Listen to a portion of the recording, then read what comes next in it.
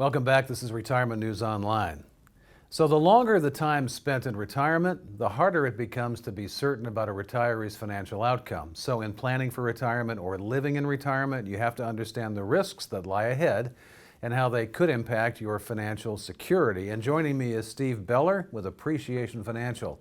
So Steve, one strategy for managing risk with investments is diversification.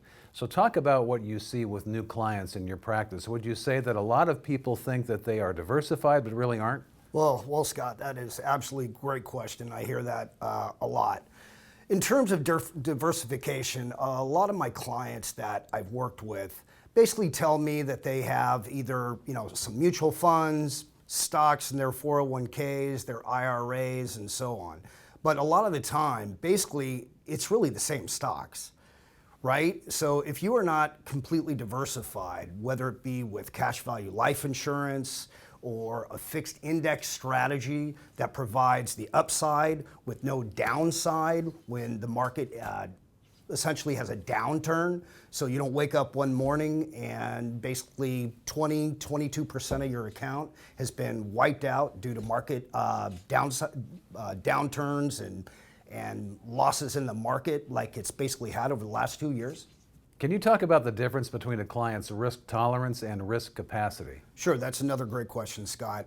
So risk tolerance, I look at it as more emotional, right? It's what are you willing to accept in the market in terms of how much money do you actually need when you retire?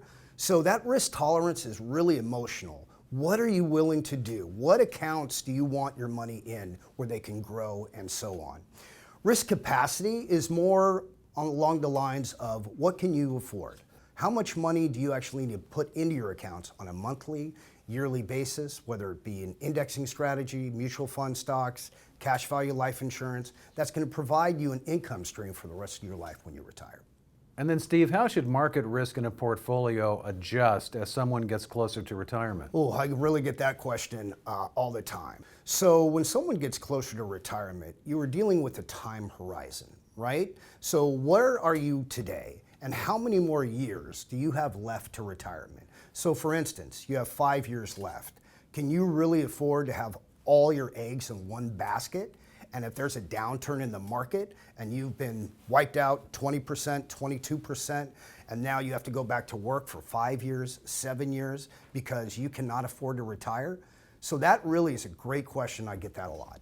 Finally, what are some other risks to consider in retirement planning? One of the big ones is outliving your wealth and investments. That is one of the biggest risks I see that people do not plan appropriately, based on having a diversified portfolio to make sure that their money is protected and they've been investing for a long enough period of time based on their time horizon on when they have left to retire, that making sure that they have enough wealth and an income stream to last them for the rest of their life.